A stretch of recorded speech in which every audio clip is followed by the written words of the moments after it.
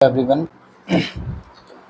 तो आज के इस वीडियो में हम लोग power and correction, politics and society को स्टार्ट करेंगे। और वही स्टार्ट करने का तरीका एक प्रॉपर फ्लो में है कि सबसे पहले हम सिलेबस की वर्डिंग्स देखेंगे, उसके बाद सिलेबस पढ़ने के बाद फिर हम PYQs देखेंगे और उन PYQs के बेसिस पे फिर हम अपने स्टडी को कॉन्सेंट्रेट करेंगे और फिर हम ध्यान से देखेंगे कि पॉलिटिक्स एंड सोसाइटी इसके अंदर जो कंटेंट है उसको हमें यूटिलाइज कैसे करना है ताकि हमारे मार्क्स जो हैं मैक्सिमाइज हो सके। इसके लिए हमने पिछले 10 साल के PYQs को लिया है ताकि हम उनसे PYQ को देख करके एक आइडिया लगा सके कि हमें एक्चुअली किन टॉपिक्स पे ज़्यादा फोकस करना है। तो सबसे पहले यहाँ पे आप देखो, मैं जूम करके आपको दिखा रहा हूँ। यहाँ सबसे पहले आप देखो तो थियरी सिलेबस लिखा हुआ है। सबसे पहले पॉलिटिक्स एंड सोसाइटी, ये हमारा सोशियोलॉजी का एक चैप्टर है, पेपर 1 से बिलोंग करता है। हालांकि पेपर 2 में भी पॉलिटिक्स एंड सोसाइटी है, तो हम कोशिश करेंगे कंबाइन हम इसको यहाँ पे ही कंप्लीट कर लें। तो देखिए, पॉलिटिक्स एंड सोसाइटी में जो सबसे पहला लाइन है वो इसको इसने 3 पार्ट में डिवाइड किया है। पहला पार्ट कहता है सोशियोलॉजिकल थियरीज ऑफ पावर। तो पहले हमें पावर के बारे में जानना है और पावर से रिलेटेड जितनी भी सोशियोलॉजिकल थियरीज हैं उनके बारे में पढ़ना है। फिर उसके बाद हमें क्या पढ़ना है? Power elite, bureaucracy, pressure groups and political parties. तो सबसे पहले हमने सोशियोलॉजिकल थियरीज ऑफ पावर के बारे में देखा।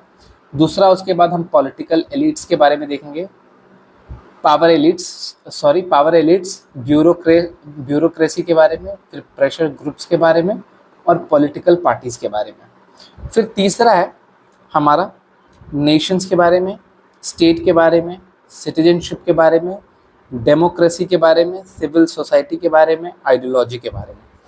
तो ये हमारा सिलेबस है। तो एक बार ध्यान से हम सिलेबस को रिकैप करेंगे। सबसे पहले हम सोशियोलॉजिकल थियरीज ऑफ पावर पढ़ेंगे,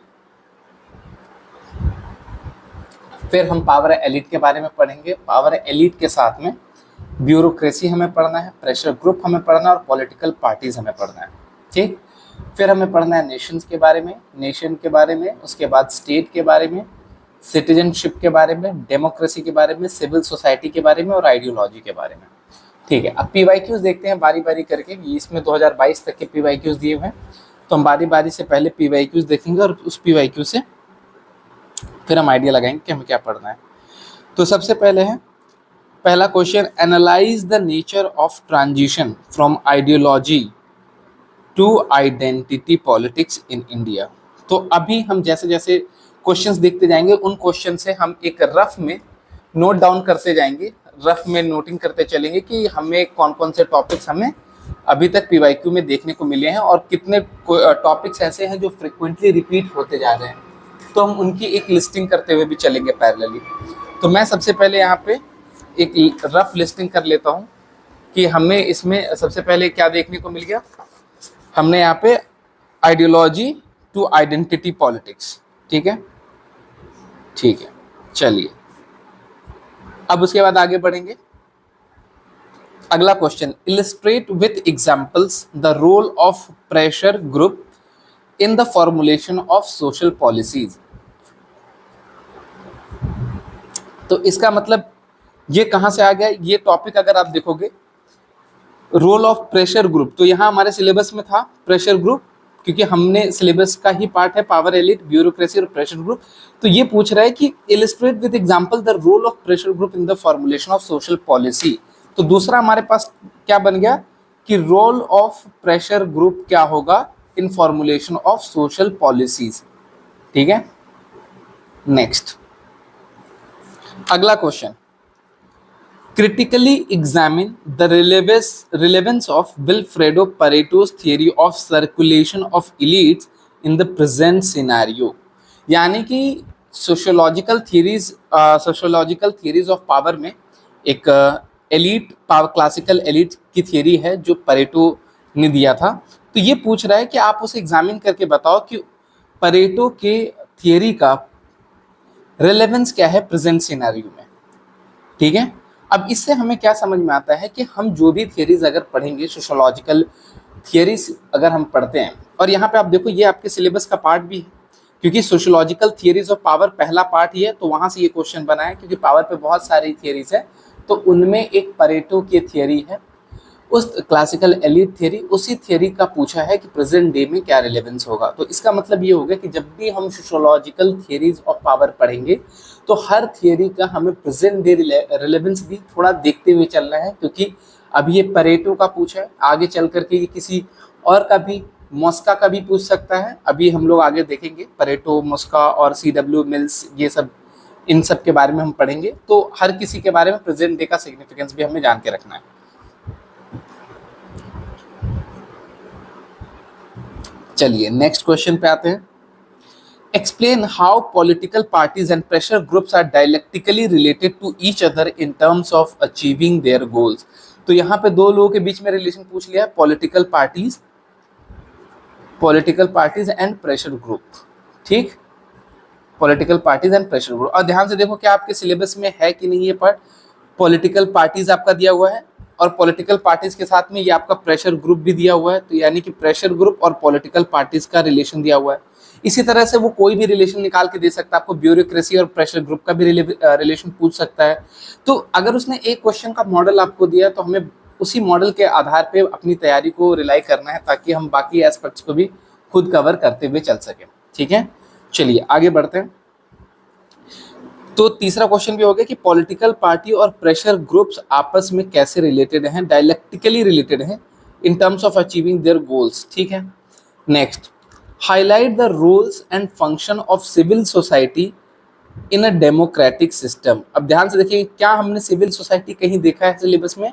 हाँ बिल्कुल, हमारे सिलेबस का जो तीसरा पार्ट है जहाँ पे nation, state, citizenship, democracy, civil society दिया हुआ है, तो इसी सिविल सोसाइटी का क्या हमें बताना है, रोल और फंक्शन बताना है, कहाँ पे, डेमोक्रेसी के अंदर में। तो इसका मतलब जैसे कि अभी आपने देखा कि पॉलिटिकल पार्टी और प्रेशर ग्रुप आपस में डायलेक्टिकली कैसे रिलेटेड है, वैसे ही सिविल सोसाइटी और डेमोक्रेसी के बारे में भी वो आपसे पूछ सकता है क्वेश्चन। तो इसका मतलब आपस में जो इंटरलिंकेजेस हैं उनके बारे में भी थोड़ा हमें क्रिस्प पता होना चाहिए, ठीक है। चलिए आगे हम चलते हैं नेक्स्ट। अब इसके बाद हमारे पास अगला क्वेश्चन क्या आता है, एक्सप्लेन द डेमोक्रेसी। यहाँ पे मैं आपको जूम कर देता हूँ। Explain democracy as an order of society, what are the factors preventing people's participation in politics. तो ये सिंपल सा क्वेश्चन है, ये डेमोक्रेसी के बारे में पूछ रहा है कि डेमोक्रेसी कैसे सोसाइटी के ऑर्डर को मेंटेन करता है, ठीक है। How democracy is important in preserving the order of the society, ठीक है। और कैसे, और वो फैक्टर्स क्या है जो पीपल्स का पार्टिसिपेशन इन पॉलिटिक्स में रोकते हैं, ठीक है। चलिए आगे, अकॉर्डिंग टू मिल्स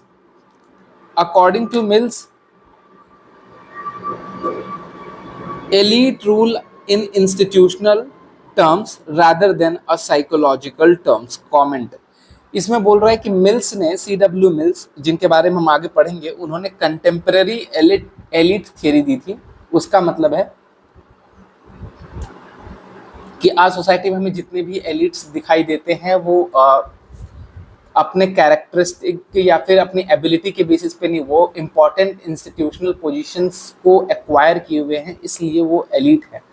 तो वही वो पूछ रहा है कि इसी चीज़ को हमें एक्सप्लेन करना है, तो ये हम आगे कवर करेंगे डिटेल में। फिलहाल के लिए हम ये समझ लेते हैं कि हमारे लिए यहाँ पे क्वेश्चन जो आया हुआ है वो एलिट रूल से क्वेश्चन आया है, जो कि अगेन पावर एलिट, ये जो आपको सेकेंड टर्म दिख रहा है ना, अभी हम सिर्फ PYQ और सिलेबस मैपिंग कर रहे हैं। तो सिलेबस और PYQ मैपिंग करते वक्त हमें ये देखना है कि जो क्वेश्चन है वो कहाँ किन किन टर्म से आया। तो अभी तक हमने देखा सोशोलॉजिकल थ्योरी से क्वेश्चन आ चुका है, ब्यूरोक्रेसी से क्वेश्चन आ चुका है, प्रेशर ग्रुप से क्वेश्चन आ चुका है, पॉलिटिकल पार्टी से आ चुका है, डेमोक्रेसी का रिलेशन पूछ लिया, सिविल सोसाइटी का रिलेशन पूछ लिया, ठीक है। What is civil society? Present a note on civil society engagement with science and technology policy in India। तो अब देखिए ये क्या क्वेश्चन पूछ रहा है, ये क्वेश्चन आपसे पूछ रहा है कि सिविल सोसाइटी के बारे में वापस से इसने क्वेश्चन पूछा, और सिविल सोसाइटी के साथ उसने पूछा है कि how present a note that civil society engagement with science and technology policy in India. अभी एक जस्ट हमने एक सिमिलर क्वेश्चन देखा था कि how pressure groups influence the formation of social policy. अब सिमिलरली सिविल सोसाइटी का रोल एक तरह से देखा जाए तो साइंस एंड टेक्नोलॉजी जो पॉलिसी है वो भी एक तरह की पॉलिसी है। तो इस बार वो आपसे क्वेश्चन पूछ सकता है कि सिविल सोसाइटी जो है वो पॉलिसी बनाने में कैसे इन्फ्लुएंस कर सकती है।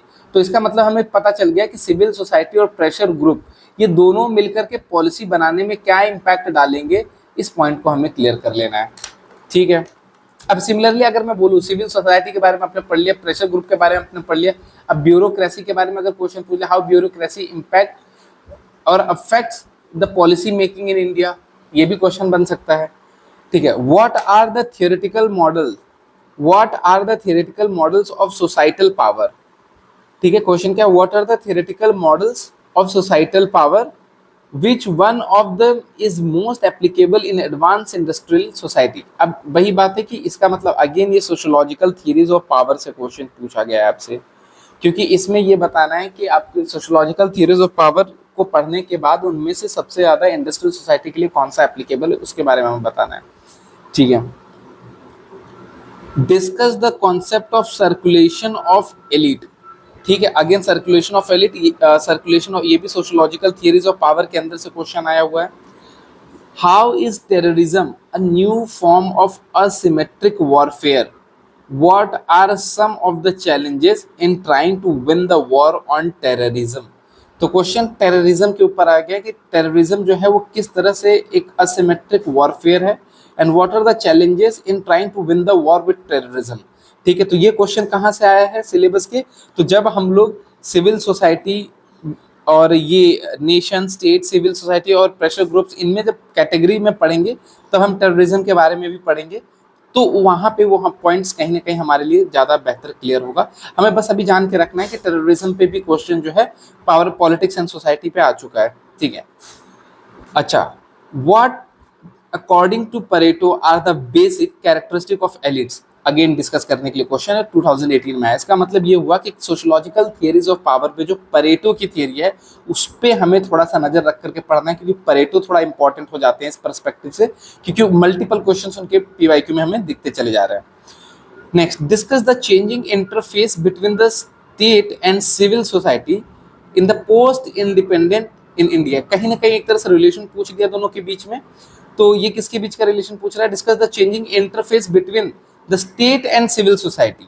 ठीक है, पॉलिटिकल पार्टीज और सिविल सोसाइटी का भी पूछ सकता है, पॉलिटिकल पार्टी और डेमोक्रेसी, पॉलिटिकल पार्टी और ब्यूरोक्रेसी का भी पूछ सकता है, पॉलिटिकल पार्टी और प्रेशर ग्रुप का भी पूछ सकता है।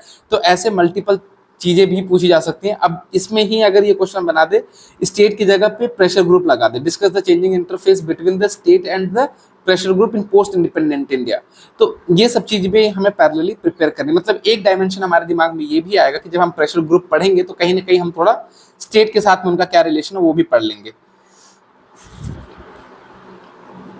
Next, examine the dynamics of pressure groups in multi party political system. Multi party political system के अंदर में हमें उसके कॉन्टेक्स्ट में प्रेशर ग्रुप्स के डायनेमिक्स को समझना है। ठीक है, तो अभी इसका मतलब ये हो गया कहीं ना कहीं सिविल सोसाइटी पॉलिटिकल सिस्टम में प्रेशर ग्रुप और ब्यूरोक्रेसी, ये तीन वर्ड जो है हमारे लिए बहुत ज्यादा इंपॉर्टेंट है। ठीक है, अगला question, discuss the importance of power elite, discuss the importance of power elite in democracy.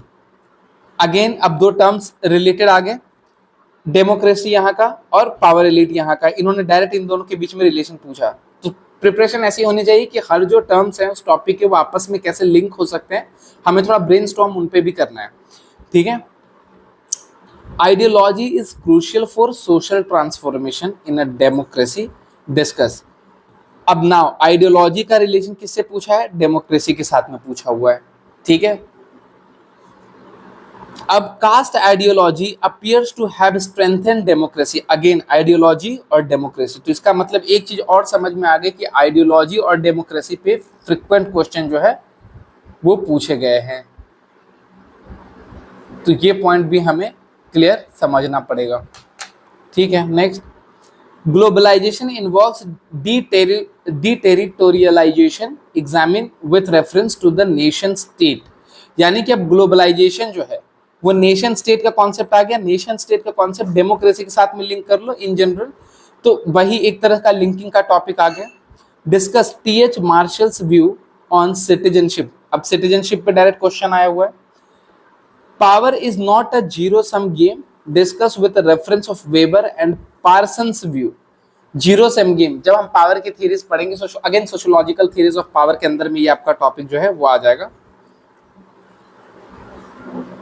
ठीक है, अच्छा, इसमें कुछ क्वेश्चंस अभी आगे लोड नहीं हुए हैं, उन क्वेश्चंस के बारे में ज्यादा नहीं, 2 ही 3 क्वेश्चन मैं फिर से पढ़ देता हूं उनको। पहला, examine the role of pressure group in the parliamentary democracy. Again वही क्वेश्चन है, डेमोक्रेसी और प्रेशर ग्रुप का भी हमने थोड़ा देर पहले डिसाइड भी किया था कि प्रेशर ग्रुप का सोशल पॉलिसी में क्या रोल आएगा, ब्यूरोक्रेसी का सोशल पॉलिसी में क्या रोल आ सकता है, सिविल सोसाइटी का सोशल पॉलिसी में क्या रोल आ सकता है, ये एक फैक्टर हो गया। फिर सोशल पॉलिसी, फिर उसके बाद pressure group, civil society, bureaucracy, इन तीनों का रोल डेमोक्रेसी पे क्या पड़ेगा वो हमें पढ़ना है। ये दो हमारे डायमेंशन है। Evaluate how do civil society and democracy mutually reinforce each other.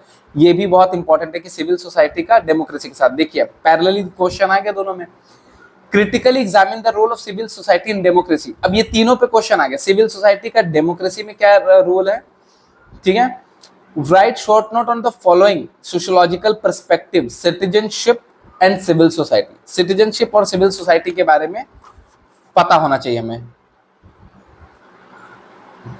इनका आपस में रिलेशन जो है। How social movement always influenced by ideologies। तो ये क्वेश्चन पूछ रहा है कि जितने भी सोशल मूवमेंट हैं वो ऑलवेज इन्फ्लुएंस बाय आइडियोलॉजीज होते हैं, डिस्कस करना है हमें।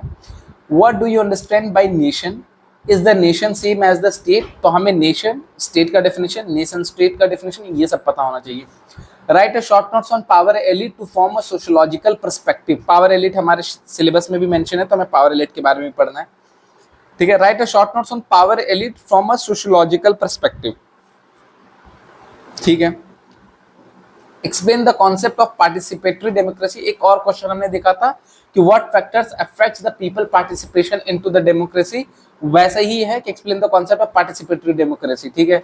Right a short notes on identity politics. अब हमें पता है आइडियोलॉजी पॉलिटिक्स से लेकर के आइडेंटिटी पॉलिटिक्स में कैसे शिफ्ट आया है, इसके बारे में हमें पढ़ना है, ठीक। List the sources of power and explain the various indicator based on which power can be measured, ठीक है। अब ये 2010 वर्ष के क्वेश्चन है, तो हमारा तकरीबन 10 साल का पेपर हमने क्वेश्चन देख लिए और इससे हमने कुछ कुछ कंक्लूजन लगाया कि जिसमें हमें सबसे पहले civil society, pressure group, bureaucracy, इन सब का इम्पैक्ट पॉलिसी पे, civil society, pressure group, bureaucracy, इनका इम्पैक्ट डेमोक्रेसी पे, डेमोक्रेसी के बारे में स्पेशली पढ़ना है, परेटो के बारे में थोड़ा पढ़ना है, ठीक है। आइडियोलॉजी और आइडेंटिटी पॉलिटिक्स के बारे में पढ़ना है, आइडियोलॉजी कैसे डेमोक्रेसी से लिंक है, सिटीजनशिप कैसे डेमोक्रेसी से लिंक है, nation state democracy, civil society democracy, ये हमने देख लिया। पॉलिटिकल पावर एलिट थियरी के बारे में पढ़ना है, ब्यूरोक्रेसी कैसे डेमोक्रेसी से लिंक है, ठीक है। प्रेशर ग्रुप्स, ये डेमोक्रेसी से कैसे लिंक है, bureaucracy political party, pressure group political party, इन सब में आपस में क्या रिलेशन है, सिविल सोसाइटी कैसे इंपैक्ट करती है पॉलिटिकल पार्टीज को,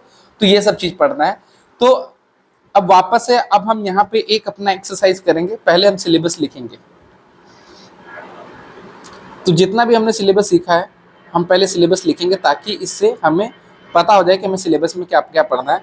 तो मेरे साथ आप भी लिखना स्टार्ट कीजिए। सबसे पहले हमने क्या क्या पढ़ा था, सबसे पहले आप याद करने की कोशिश कीजिए। हमने सबसे पहले सोशियोलॉजिकल थियरीज ऑफ पावर पढ़ा था, तो पहले मैं यहाँ लिखूंगा sociological theories of power.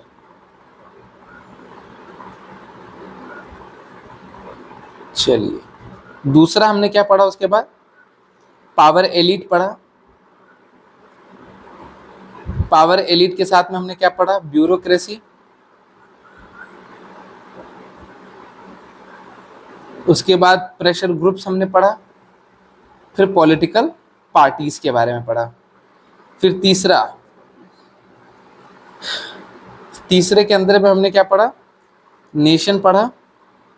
Nations के बाद फिर हमने स्टेट के बारे में देखा, स्टेट के बारे में नेशन पढ़ा, फिर स्टेट पढ़ा, फिर सिटीजनशिप,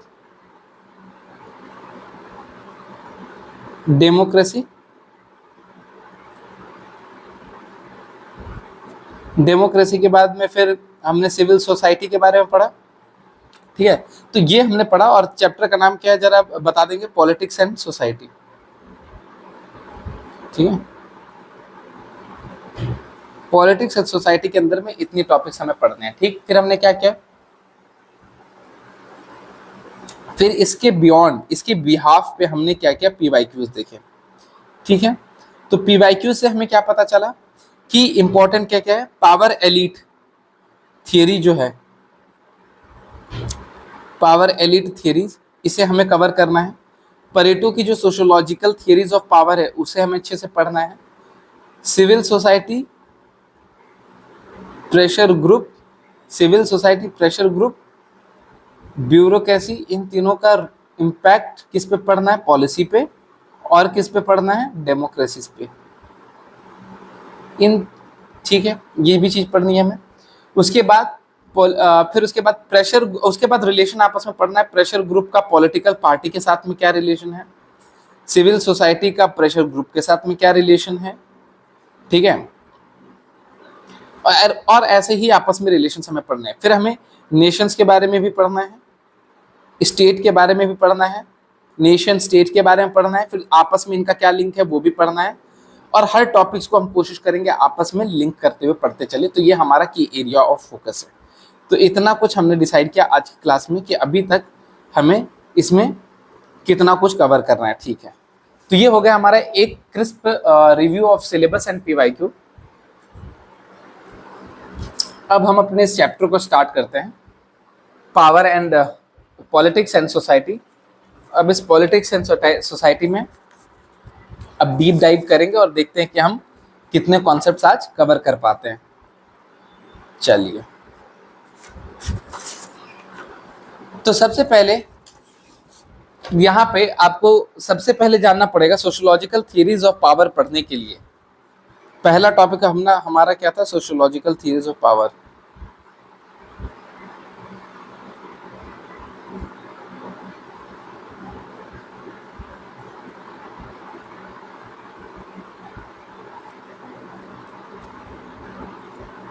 सबसे पहला टॉपिक था, तो हम सबसे पहले अपने टॉपिक पाएंगे सोशियोलॉजिकल थियरीज ऑफ पावर में। अब सबसे पहले ये बात समझनी पड़ेगी, पावर के बारे में हमें समझना पड़ेगा। अगर सोशियोलॉजिकल थियरीज ऑफ पावर पढ़े तो पहले में पावर को डिफाइन करना पड़ेगा कि पावर क्या है। अब बहुत सारे लोगों ने पावर को डिफाइन किया है, जितने भी सोशियोलॉजिस्ट रहे हैं उन्होंने पावर को डिफाइन किया है। पावर के बहुत सारे डेफिनेशंस लोगों ने दिए। सबसे पहला तो है कि ability of a person, ability of a person to carry their will,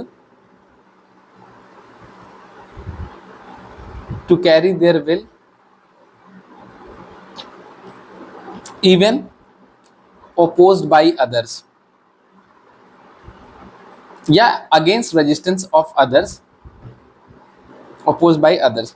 अब ये किसने बोला था, इन्होंने बोला था कि किसी इंसान की वो क्षमता जिससे वो अपनी इच्छा को बाकी लोगों से रजामंद कर सके, अपनी इच्छा पे बाकी लोगों को रजामंदी ले सके, तो उसको हम कहेंगे एक तरह से पावर। जैसे मेरी इच्छा है भाई कि हमारे ग्रुप में डिस्कशन में कुछ एक प्लान बन रहा है हमारे स्कूल में कि हमें ये फंक्शन ऑर्गेनाइज करना, हमें ये फंक्शन ऑर्गेनाइज करना, और ऐसे करके 4-5 लोगों ने अपने डिफरेंट फंक्शंस बता दिए कि भाई हम जैसे मान लीजिए टेक फेस्ट होता है कॉलेज में, तो कोई लोग कहते हैं कि कॉलेज में कि भाई हमारा डांस कंपटीशन को हम ऑर्गेनाइज करवाएंगे, हम चाहते हैं इस फंक्शन पे डांस कंपटीशन ऑर्गेनाइज हो। कुछ लोग कहते हैं कि भाई हम चाहते हैं म्यूजिक कंपटीशन ऑर्गेनाइज हो। और ऐसे करके अलग अलग 4 लोग बैठे और 4 लोग अपने अपने एक फंक्शन या इवेंट्स के साथ बैठे हुए।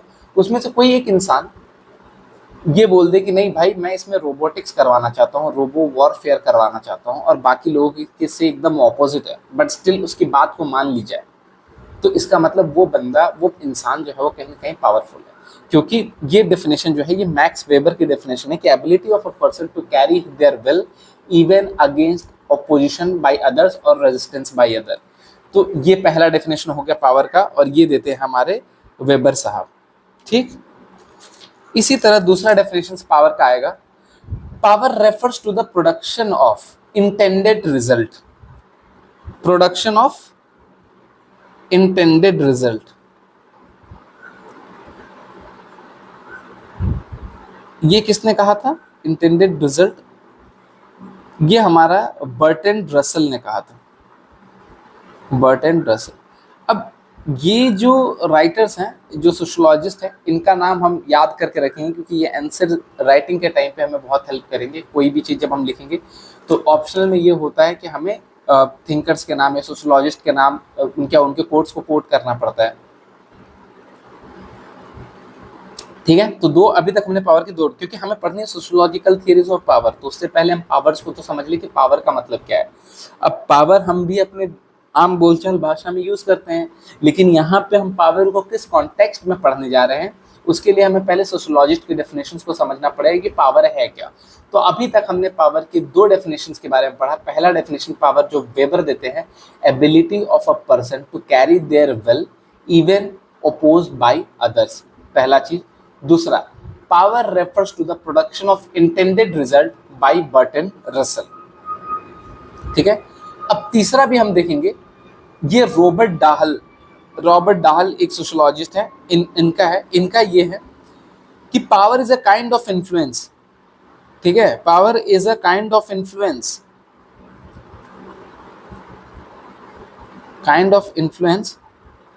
Where compliance is achieved by creating a prospectus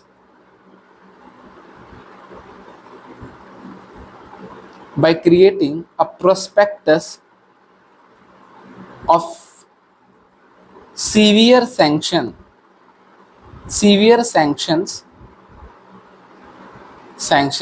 for non compliance। अब इसका मतलब क्या है? ये कह रहे हैं कि भाई पावर एक ऐसे तरह का इन्फ्लुएंस होता है जहां पे एक प्रोस्पेक्टस क्रिएट किया जाएगा कि अगर आप बताए गए इंस्ट्रक्शंस को फॉलो नहीं करोगे तो आपके ऊपर बहुत सीवियर सैंक्शंस लगाए जा सकते हैं। ठीक है, तो जैसे कि हम लोग देखते हैं कि छोटे छोटे बच्चों को अब देखोगे नर्सरी या फिर केजी या फिर जो बच्चों का स्कूल होता है, वहाँ पे यूजुअली उनको डराने के लिए कैसे बोलते हैं कि अगर तुमने 5 मिनट में अपना होमवर्क नहीं किया या अभी अपने 1 घंटे में अपना होमवर्क नहीं किया तो आपको पिटाई हो गया। कि निगेटिव कंप्लायंस लाया जाते हैं आपके ऊपर कि अगर आप ये नहीं फॉलो करोगे तो आपको ये, और इस डर से, इस डेटरेंस से आप एक्चुअली उससे वो काम करवा लेते हो। ये डेफिनेशन है रॉबर्ट डाहल का। तो इसका मतलब पावर के हमने 3 डेफिनेशन देखे। पहला डेफिनेशन वेबर का कि अगर लोग अपोज करते रहे फिर भी कोई इंसान ऐसा है जो अपनी बात को मनवा देता है भाई, तो उसके पास पावर है। रसल कहते हैं कि अगर तुम अपनी बात को रख पा रहे हो, मतलब प्रोडक्शन ऑफ इंटेंडेड रिजल्ट, जो तुम चाह रहे हो तुम उसको प्रोड्यूस कर पा रहे हो, तो तुम्हारे पास पावर है। और उसके साथ में तीसरा रॉबर्ट डाहल का क्या डेफिनेशन है कि एक तरह का इन्फ्लुएंस होता है जहां पे अपनी बात मनवाने के लिए हम एक प्रोस्पेक्टस ऑफ सीवियर सैंक्शंस लगाते हैं कि अगर आप नहीं बात मानोगे तो आपके ऊपर ये सीवियर सैंक्शंस लगेंगे या फिर ये नेगेटिव एस्पेक्ट्स लगाए जाएंगे। तो ये 3 डेफिनेशंस है पावर के, 3 सोशियोलॉजिस्ट के हिसाब से। ठीक है, अब पावर ये हो गया। अब कुछ फीचर्स हैं पावर का, कुछ पावर के फीचर्स के बारे में हमें जानना पड़ेगा। ठीक है, पावर और उसके फीचर्स के बारे में। तो पहला फीचर क्या है पावर का? सबसे पहले है पावर का फीचर क्या है? सबसे पहला कि पावर कभी आइसोलेशन में नहीं लगेगा। Power does not exist in isolation. अगर कोई एक इंसान अकेले रह रहा है तो उसको बाकी लोगों की जरूरत ही, अगर कोई इंसान अकेले रहे तो उसको बाकी लोगों से डरने की जरूरत ही नहीं। वो किससे अपना इंटेंडेड रिजल्ट प्रोड्यूस करवाएगा, है कि नहीं? जैसे कि यहाँ पे भी आप क्वेश्चन देखो कि एक काइंड ऑफ इन्फ्लुएंस है ऑन अदर्स पे, ability of a person to carry their will even opposed by others. अगर अदर्स ही नहीं है तो फिर पावर कैसे एग्जिस्ट करेगी? तो डेफिनेशन में ही अदर आ गया ना, तो इसीलिए power does not exist in isolation. ये पॉइंट हमें समझना है। ठीक है, दूसरा, पावर हमेशा पॉलिटिकल इन नेचर ही नहीं होता है। अभी इस पे भी हम पढ़ेंगे कि पावर जो है वो 2 तरह से, पावर की स्टडी को 2 लोग करते हैं। एक तो इससे पहले भी पावर की जो स्टडी थी वो पॉलिटिकल साइंस जो थी वो पावर के बारे में पढ़ाई करती थी, और बाद में सोशियोलॉजी ने भी पावर को पढ़ना स्टार्ट किया। तो दोनों के पावर को पढ़ने में, ऑब्जर्व करने में क्या डिफरेंस है, उस चीज को भी हम समझेंगे। ठीक है, तो हम फीचर्स पढ़ रहे हैं। तो power does not exist in isolation, not always forced. अभी हम पावर के भी दो तरीके पढ़ेंगे। ऐसा नहीं होगा कि पावर जो होता है वो ऑलवेज आपको फोर्स्ड ही किया जाए, ठीक है। तीसरा, हमेशा एब्सोल्यूट नहीं होता है, not always absolute. Absolute power किसी के पास नहीं होती है। Power keeps on increasing, decreasing, changing, it keeps on changing. Power हमेशा कभी एक जैसा नहीं रहता है और पूरी तरीके से एक जगह कॉन्सेंट्रेटेड होता है, ये थोड़ी डिस्ट्रीब्यूटेड भी होता है और चेंज भी होता रहता है, ठीक है। और पावर का जो नेचर है ना, वो फंक्शनल भी हो सकता है और डिसफंक्शनल भी हो सकता है। फंक्शनल और डिसफंक्शनल होने का मतलब क्या है कि वो समाज के लिए पॉजिटिव इफेक्ट भी कर सकता है और निगेटिवली इफेक्ट भी कर सकता है, ठीक है। तो इतने फीचर्स हमें पता होने चाहिए। तो सबसे पहले हमने क्या पढ़ा, देखो पावर के तीन डेफिनेशन, एक वेबर ने दिया, एक बर्टन रसल ने दिया, एक रॉबर्ट डाहल ने दिया। फिर हमने पावर के फीचर्स देखे कि पावर कभी भी एग्जिस्ट आइसोलेशन में नहीं करेगा। पावर जरूरी नहीं कि हमेशा फोर्स किया जाए, क्योंकि अब यहाँ पे मैं आपको इस लाइन को समझाने के लिए पावर की दो कैटेगरी बताता हूँ। देखिए पावर दो तरह से होता है। एक आप बोल सकते हो, एक पावर हो सकता है कोएर्सिव पावर हो, कि भाई मैं यहाँ का बाहुबली हूँ और मैंने यहाँ पे दो आदमियों को बोला कि तुम्हें जाकर के इसी जगह पे इसी को इंसान को या इसी आदमी को वोट करना है, अगर तुम वोट नहीं करोगे तो भाई मैं सो एंड सो कर दूंगा तुम्हारे साथ, तुम्हारे घर वालों के साथ, तुम्हारे साथ, तुम्हारे परिवार के साथ, ठीक है। तो इसका मतलब कहीं ना कहीं आप डेटरेंस, वो डर क्रिएट करके सामने वाले से अपने काम करवा रहे हो, मतलब जबरदस्ती करवा रहे हो। That is a coercive nature, ठीक। दूसरा होता है अथॉरिटेटिव या अथॉरिटी, जिसको हम लोग बोलते हैं लेजिटिमेट। जैसे यहाँ पे हम सामने वाले की बात मान लेते हैं क्योंकि हमने लेजिटिमेटली, मतलब कि आधिकारिक रूप से उसको वो शक्ति दी है कि वो हमसे वो काम करवा सके। जैसे गवर्नमेंट अभी कोई काम बोल दे करने के लिए, वो आपको करना पड़ेगा क्योंकि आपने लेजिटिमेट ये उसको पावर दिया है। वो गैर कानूनी नहीं है भाई, वो कानून के तौर से आपसे पावर यूज करवा सकता है। तो एक होता है कि जो ये आपको जो कोएर्सिव पावर, वो आपको अनएक्सेप्टेबल होता है क्योंकि आपने इस पर्सन को अथॉरिटी नहीं दी है। वो तो आपको डायरेक्ट दिखा करके, अपनी मसल पावर को आप दिखा करके, अपनी पहुंच, अपने रसूख को दिखा करके आपसे काम करवा ले रहा है। लेकिन अथॉरिटेटिव पावर में आपने लेजिटिमेटली सामने वाले को राइट दिया है कि वो आपके ऊपर अपने पावर को एक्सरसाइज कर सके। तो जितने भी हमारे गवर्नमेंट इंस्टीट्यूशंस हैं, वो सारे इंस्टीट्यूशन जो होते हैं वो अथॉरिटी पे होते हैं, ठीक है। तो वो यही बोला जा रहा है कि पावर हमेशा फोर्स्ड नहीं होता है। अब फोर्स, अब यही समझ जाते हैं कि कोएर्सिव वाला पावर के हमें पता है दो तरीके होते हैं, एक कोएर्सिव होता है और एक अथॉरिटेटिव होता है। तो पावर तो अथॉरिटेटिवली भी एग्जिस्ट करता है, तो इसीलिए यहाँ पे लिखा हुआ है कि it is not necessary forced, ठीक है। एब्सोल्यूट नहीं होता है, मतलब जब पावर आप देखोगे समाज में, तो पावर जो है वो समाज में पावर जो है वो डिवाइडेड है मल्टीपल सेक्शंस पे, अलग अलग लेवल पे। और एक जगह नहीं है कि किसी एक इंसान के पास में एकदम एब्सोल्यूट पावर है। डिग्री ऑफ पावर वो है लोगों के ऊपर अलग अलग तरीके से है। जरूरी नहीं कि एक इंसान के पास पूरा ही पावर हो, क्योंकि हर इंसान के पास, समाज में आप देखोगे तो कुछ ना कुछ करके पावर सबके पास होता है, ठीक है। तो किसी के पास कम, किसी के पास ज्यादा, लेकिन एब्सोल्यूट पावरफुल कोई नहीं है और एब्सोल्यूट पावरलेस कोई नहीं है, ठीक है। आप देखो कोई भी कितना भी छोटा इंसान होगा, तो वो भी अपना पावर किसी और पे एक्सरसाइज कर सकता है, ठीक है।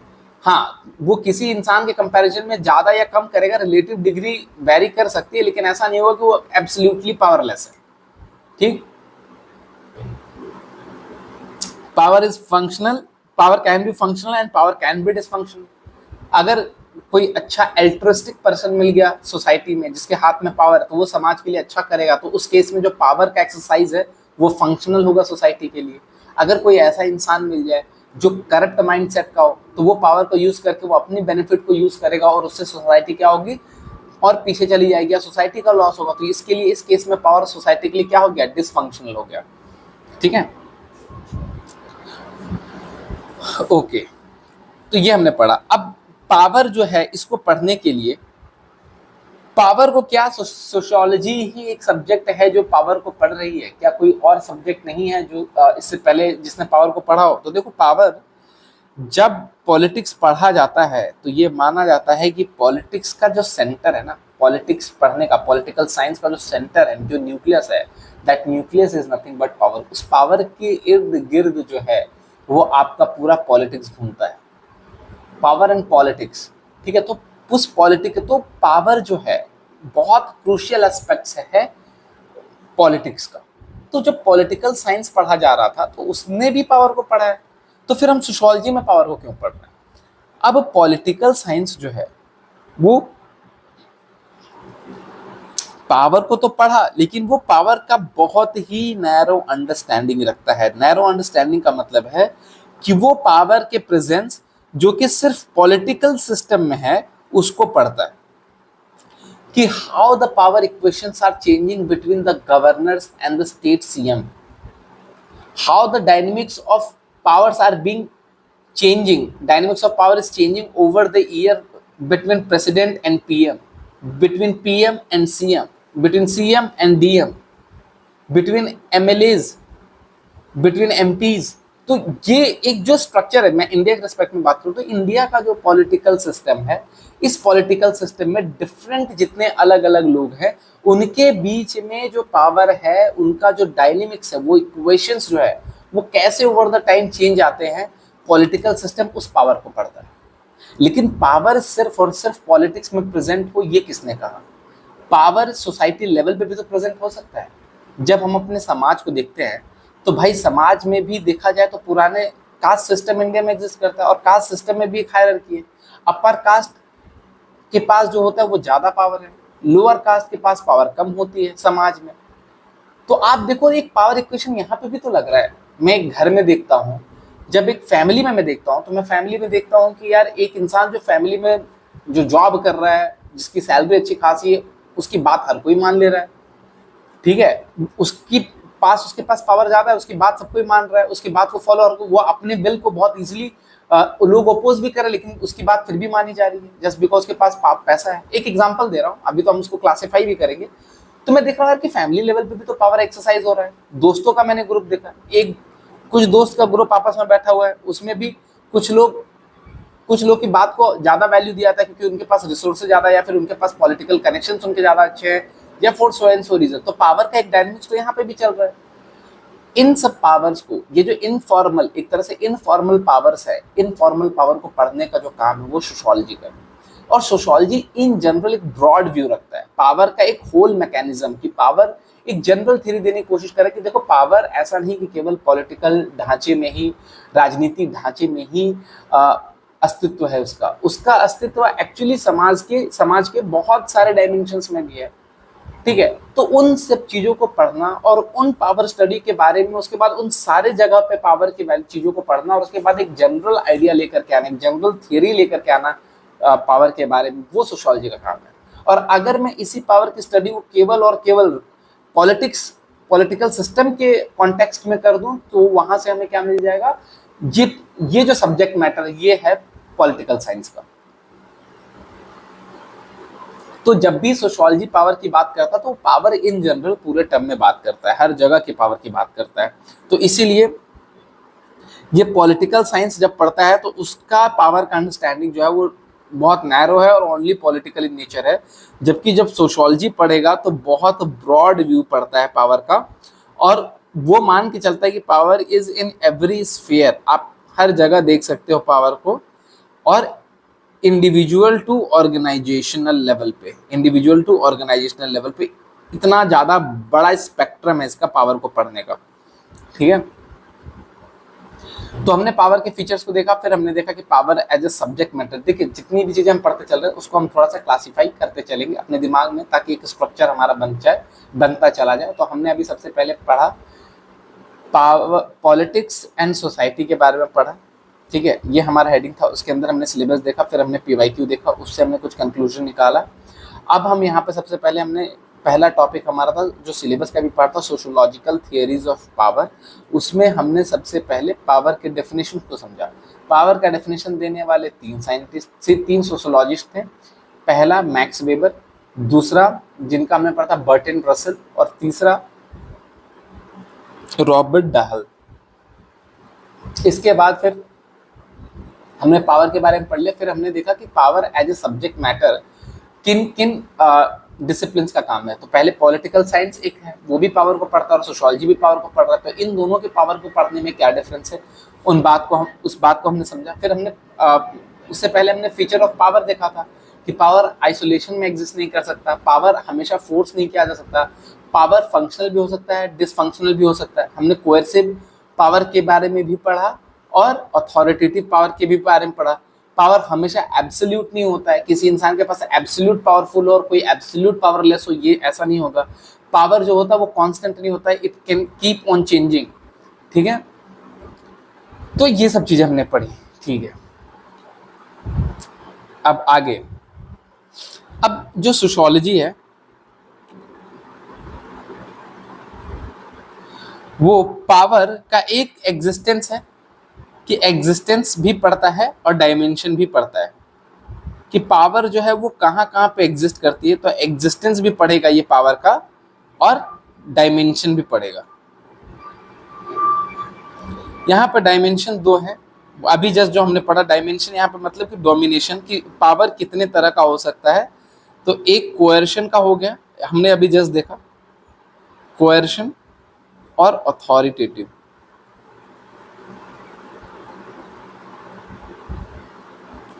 और एग्जिस्टेंस हमने देखा कि फैमिली लेवल पे है, इंडिविजुअल लेवल पे है, और उसके साथ में ऑर्गेनाइजेशनल लेवल पे भी है। पावर कहाँ कहाँ पे एग्जिस्ट करता है, तो ये सब देखा ईटीसी। और इसका जो डायमेंशन है, इसका मतलब डोमिनेशन, जो पावर है वो दो रूप में आपको देखने को मिलेगा, एक कोएर्शन और अथॉरिटेटिव। ये होता है अनएक्सेप्टेबल, आप किसी के डोमिनेशन को एक्सेप्ट नहीं करते हो, लेकिन आप उसके मसल पावर और उसके रसूख को देख करके आप उसकी बात मानने लग जाते हो। तो इसीलिए अनएक्सेप्टेबल है एक तरह का ये। यहाँ पे यूज ऑफ फोर्स होता है, ठीक, और ये इलेजिटिमेट होता है। सिमिलरली यहाँ पे एक्सेप्टेबल होता है, हम मान के चलते हैं किसी गवर्नमेंट अथॉरिटी को हम ये पावर देते हैं, मैंडेट देते हैं ताकि वो हमारे ऊपर पावर एक्सरसाइज कर सके। ठीक है, उसके बाद यहाँ पे होता है पब्लिक एक्सेप्टेंस होता है यहाँ पे। और इसके साथ में क्या होता है कि अब ये जो पब्लिक एक्सेप्टेंस है वो दो तरह से किया जा सकता है। पब्लिक एक्सेप्टेंस एक डायरेक्ट होगा और एक इनडायरेक्ट होगा। तो डायरेक्ट पब्लिक एक्सेप्टेंस क्या कैसे होगा, जो गवर्नमेंट या फॉर्मल बॉडीज हैं जैसे कि स्टेट अथॉरिटी, ठीक है। और इनडायरेक्ट, ये जो हम पढ़ेंगे इनडायरेक्ट वाला जो है, ये इनडायरेक्ट जैसे हम अपने फैमिली लेवल में पढ़ते हैं कि बड़े भैया है, ठीक है, तो यार बड़े भैया है तो यार वो कोई भी काम बोल देंगे तो उनको मना थोड़ी करेंगे। ये चाचा जी अगर कोई काम बोल दिए तो यार मना, तो चाचा के हिसाब से अगर मैं देखूं तो चाचा के लिए तो उनका जो इंटेंडेड रिजल्ट है वो प्रोड्यूस हो जा रहा है, आप उसको अपोज नहीं कर रहे, क्योंकि जो चाचा है कहीं ना कहीं आपने अपने दिमाग में उनकी बात को माना है कि भाई चाचा है, बड़े हैं, तो बड़े अगर बोलेंगे तो मना नहीं कर सकते। तो ये भी एक तरह का देखा जाए तो अथॉरिटेटिव भी तो हो गया, लेकिन ये डायरेक्ट वाले में नहीं आएगा, इनडायरेक्ट में आएगा, क्योंकि आप ये पर्सनल लेवल पे वो कर रहे हो। और वही चीज अगर फॉर्मल तरीके में चली जाए तो फॉर्मल तरीके में वो डायरेक्ट हो जाएगी और वो स्टेट लेवल पे आ जाएगी।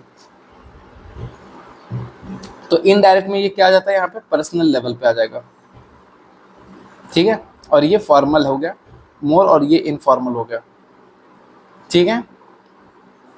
नेक्स्ट, चलिए, तो अब उसके बाद हमने ये एक कहीं ना कहीं तो ये डायमेंशंस है। तो सोशियोलॉजी में, सोशियोलॉजी एग्जिस्टेंस भी पढ़ता है और डायमेंशंस भी पढ़ता है, कोएर्शन, अथॉरिटेटिव। अथॉरिटेटिव के अंदर हम आए तो डायरेक्ट और इनडायरेक्ट के बारे में हमने पढ़ा, ठीक है। अब एक यहाँ पे बहुत अच्छा कोट है, उस कोट का मतलब है, even the strongest man is not enough until he converts his power into authority. Even the strongest man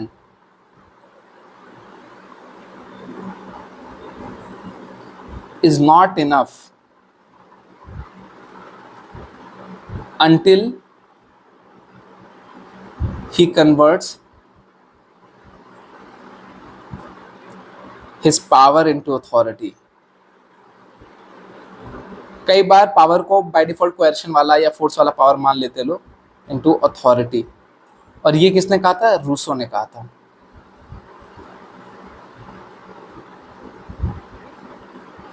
तो ये रूसो ने कहा था कि ऑब्वियसली बात है कि आप, कोई इंसान जबरदस्ती आपके ऊपर आज शासन कर सकता है, कोई रूल कर सकता है, लेकिन अगर आपकी विल नहीं है तो वो आप पे रूल कर सकता है कुछ टाइम तक, लेकिन ओवर द टाइम धीरे धीरे आपके अंदर वो बगावत वाली फीलिंग जो है, वो रेबल वाली फीलिंग जो है, वो धीरे धीरे आपके अंदर आती जाएगी और एक टाइम आएगा जब आप पूरी तरीके से उसको अप्रूव कर दोगे पूरी तरीके से। तो इसका मतलब हो सकता है कि अगर आप जोर जबरदस्ती से किसी को जीत तो सकते हो, अपना काम करा सकते हो, बहुत लंबे टाइम तक नहीं करवा सकते, लेकिन अगर आपने किसी को अथॉरिटेटिवली जीत लिया, अगर सामने वाले ने आपके डोमिनेशंस को एक्सेप्ट कर लिया, फिर आप उस पर हमेशा के लिए रूल करने लग जाओगे। तो इस बात को समझना जरूरी है। यही ऑब्जर्वेशन रूसो ने दिया था। ठीक है, तो जब भी अगर क्वेश्चन आता है कभी भी कोएर्शन पावर और अथॉरिटी के ऊपर, तो हम इस कोट्स को यूज कर सकते हैं जो रूसो ने दिया था, वो काफी रिलेवेंट है इस कॉन्टेक्स्ट में। ठीक है, अब तो अगर मैं बोलूं आपसे, तो आपके हिसाब से ज्यादा पावरफुल कौन होगा, पावर या अथॉरिटी? तो आपका जवाब क्या होगा? कुछ टाइम लेकर के बैठ करके थोड़ा सा आप इस पे सोचिए कि पावर और अथॉरिटी से ज्यादा ताकतवर कौन होगा। यानी पावर बोल रहा हूं तो इसका मतलब बाय डिफॉल्ट हमें कोएर्शन यानी फोर्स पावर और अथॉरिटेटिव पावर में जाना है। तो देखिए, अगर आपको बहुत सडन चेंज चाहिए, ब्रूटल फोर्स का यूज करके, तो आप बहुत सडन चेंज बहुत शॉर्ट टाइम में तो ला सकते हो, लेकिन लंबे टाइम तक के लिए अगर आपको रूल करना है किसी पे, तो वो अथॉरिटी के ही थ्रू पॉसिबल हो पाएगा। और अथॉरिटी मतलब कि जब सामने वाला आपके डोमिनेशन को या आपके डोमिनियन को एक्सेप्ट कर लेता है। जैसे ब्रिटिशर्स जो थे, वो भारत के ऊपर फोर्सफुली तो रूल कर रहे थे, एक तरह से वो फोर्सफुली रूल कर रहे थे। जो ब्रिटिश सरकार थी, जो ब्रिटिश हुकूमत थी, उसका जो रूल था वो भारत के लोगों को मजबूरी में करना पड़ रहा था। उस चीज को वो लोग फॉलो कर रहे थे, इसलिए कर रहे थे क्योंकि उनके पास कोई ऑप्शन नहीं था, मजबूरी में उस चीज को फॉलो कर रहे थे। लेकिन जब नेशनल लीडर्स आते हैं, फ्रीडम फाइटर्स आते हैं, जब ये लोग पिक्चर में आते हैं, तो लोगों ने इनके डोमिनेशंस को यानी इनकी बातों को एक्सेप्ट किया। मतलब कि हाँ भाई, ये हमारे लीडर्स हैं तो हम इनको रिस्पेक्ट देते, तो ये जो हमें बोलेंगे हम वो काम करेंगे। यानी कि अथॉरिटी थी उनके पास, वो नेशनल फ्रीडम फाइटर्स जो लोग थे, उनकी अथॉरिटी इनके पास थी, वो अथॉरिटेटिवली रूल कर रहे थे, और उनके ही अथॉरिटी के अंडर में इन्होंने पूरी तरीके से ब्रिटिश शासन का जो कोएर्सिव पावर है उसको अप्रूव कर दिया ओवर द टाइम। तो अब आपको खुद इससे आइडिया लग गया होगा कि एक्चुअली में कोएर्सन ज़्यादा इंपॉर्टेंट है या पावरफुल है या अथॉरिटेटिवली। ठीक है, अब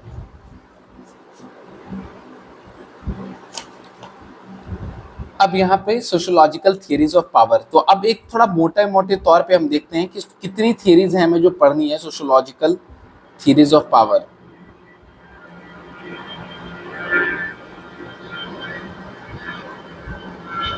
कितनी थियरीज हैं जो हमें पढ़नी है।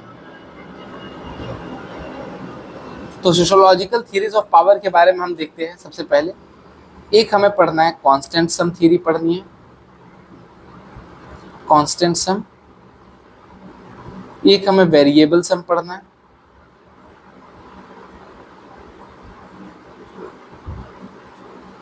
एक एलीट थियरी पढ़नी है, और एक प्लूरलिस्ट व्यू पढ़ना है।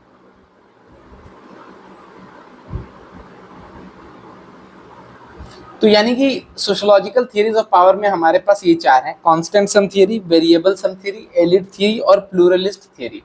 ये चार थियरी अगर हमने क्लियर कर लिया तो उसका मतलब हमारे सोशियोलॉजिकल थियरीज ऑफ जो पावर है वो पूरी तरीके से कंप्लीट हो जाएगा। अब यहाँ पे एलिट थियरी में भी आप आओगे तो आपको आगे चल करके दो थियरी मिलेगा। एक क्लासिकल एलिट थियरी होगी और एक कंटेम्पररी होगा।